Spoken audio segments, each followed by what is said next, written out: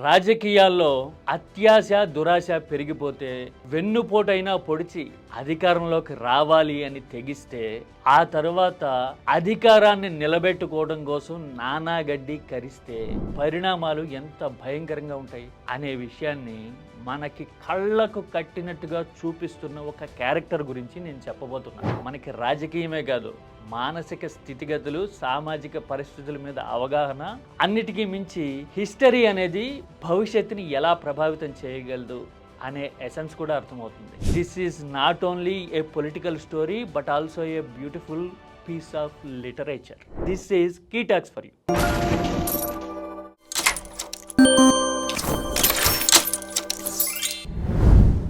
రాజకీయాల్లో ఎత్తుగడలు, రాజతంత్రాలు, కుతంత్రాలు సహజంగానే ఉంటాయి. రాచరికాలు పోయి డెమోక్రసీ వచ్చినా సరే ఇవి వేరే రూపంలో కంటిన్యూ అవుతూనే ఉంటాయి. అయితే అధికారం కొంతవరకు చేతిలో ఉంటే సంతృప్తి చెందకుండా పూర్తి స్థాయి అధికారం కావాలి అని పాలకుణ్ణి అడ్డగోలుగా అంతం చేసి అధికారంలోకి వచ్చిన తర్వాత తన వారసత్వాన్ని ఎలాగలా నిలబెట్టుకోవాలి అని మనశ్శాంతి లేని ఎత్తుగడలేసి ఒక నెగిటివ్ క్యారెక్టర్గా ఫర్ ఎవర్ చరిత్రలో నిలిచిపోయిన కథ ఇది, మ్యాక్బెత్. దీని పేరు the all time great William Shakespeare play, నాటకం. సృజన, ఇమాజినేషన్, కాల్పనికత, చరిత్ర, వర్తమానం, ఈ దినుసులన్నిటినీ కలిపి షేక్స్పియర్ ఈ మ్యాక్బెత్ రాశాడు. ఈ స్టోరీ స్కాట్లాండ్లో జరుగుతుంది. అయితే చిత్రమైన విషయం ఏంటంటే ఇది ప్రపంచంలో ఏ ప్రాంతం వాళ్ళు చదివినా కానీ ఆ ప్రాంతంలో వీళ్ళకు ఒక ఇలాంటి ఉదాహరణ కనపడుతూ ఉంటుంది. అందుకోసమే షేక్స్పియర్ ది గ్రేటెస్ట్ క్యారెక్టర్ డిజైనర్గా మనకి సాహిత్యంలో కనపడతారు. అన్నిటికీ మించి మ్యాక్బెత్ని చదువుతున్నప్పుడు మనకి ఇమాజినేషన్లోకి ఆ పాత్రలు వచ్చి కళ్ళ ముందు మనం ఏదో ఓటీటీలో చూస్తున్నట్టుగా ఈ స్టోరీ కనపడుతుంది. షేక్స్పియర్ రచనా శైలి 600 సంవత్సరాల కిందటే అంత గొప్పగా ఉందా అని మనకి ఆశ్చర్యపరుస్తుంది ఈ మ్యాక్బెత్. ఇక స్టోరీలోకి వెళ్తే మ్యాక్బెత్ ఒక సైనిక జనరల్, సామంతుడు. మన భాషలో చెప్పాలంటే మంత్రివర్గంలో ఒక సభ్యుడు అనుకోండి. పాలకుడు డంకన్. ఇది స్కాట్లాండ్లో జరిగే స్టోరీ. డంకన్ రాజ్యం మీద మ్యాక్బెత్కి కన్నుంటుంది. ఒకసారి మంత్రగత్తెలు మ్యాక్బెత్కి చెప్తారు, నీ జాతకంలో రాజయ్య యోగం ఉంది అంటారు. అనేసరికి నేను కేవలం ఒక సామంతుడిని, ఒక మంత్రి లాంటి వాడినే కదా, నేను రాజు ఎలా అవుతాను అని అనుకుంటూ ఉండగా డంకన్ ఒకసారి మ్యాక్బెత్ నివాసంలో బస చేస్తాడు. రాజు ఊహించని రీతిలో డంకన్ని చంపి వెన్నుపోటు పొడిచి అంతం చేసి మ్యాక్బెత్ రాజు అవుతాడు. అక్కడితో అయిపోలా.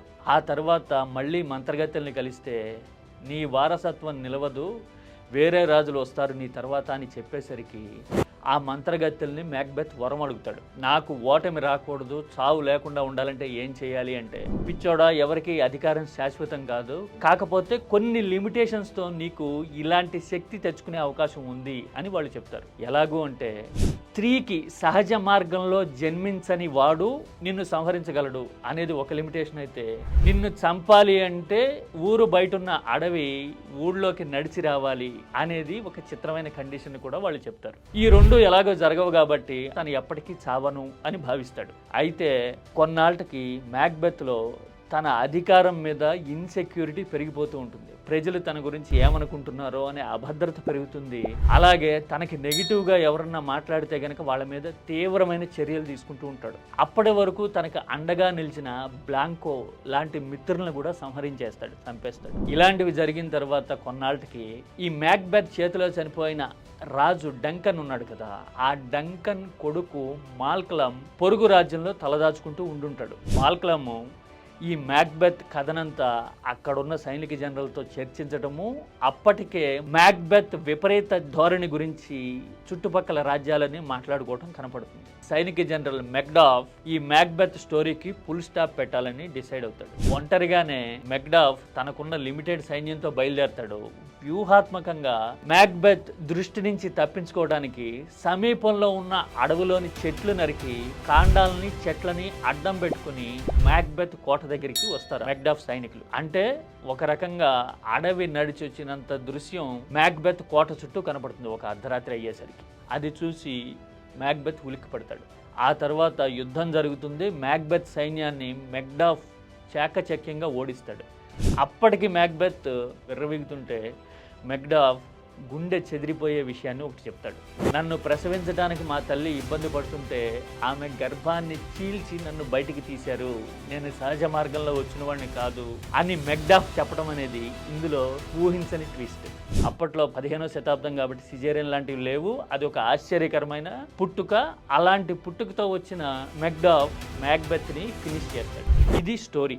ఇందులో రాజకీయ అధికారం కోసం అడ్డదారులు తొక్కితే, దురాశతో ఎదుటి వాళ్ళని అంతం చేసైనా సరే అధికారంలో కొనసాగాలి అనే గ్రీడీతో గనక ప్రవర్తిస్తే ఎలాంటి పరిణామాలు వస్తాయి అనేది షేక్స్పియర్ ఇంట్రెస్టింగ్గా నాటకీయతతో చెప్తాడు. ఈ మ్యాక్బెత్ ఒక ట్రాజిక్ ఇంపాక్ట్ క్రియేట్ చేస్తుంది అనే నమ్మకం యుఎస్లో కొందరికి ఉంది. ఎందుకంటే ఈ మ్యాక్బెత్ నాటకం చూసిన కొద్ది రోజులకే అబ్రహం లింకన్ చనిపోయారని, ఆ తర్వాత ఈ మ్యాక్బెత్ని ప్రతిష్టాత్మకంగా ఎప్పుడు ప్రదర్శించాలి అనుకున్నా కానీ న్యూయార్క్లో అల్లర్లు రేగాయని కొందరు చెప్తారు. కానీ లిటరేచర్ పరంగా మాత్రం ఇది చదివితే గనక ఒక రాజకీయ మానసిక స్థితిగతులు ఎలా ఉంటాయనే తెలియటమే కాదు, షేక్స్పియర్ రచనా శైలి కూడా మనల్ని కట్టిపడేస్తుంది. మీకు ఇంగ్లీష్ సాహిత్యం చదివే అలవాటు ఉంటే కనుక ఇంగ్లీష్లో చదవండి, లేదంటే గనక తెలుగులో కూడా ఇది అందుబాటులో ఉంది. Don't miss the play Macbeth.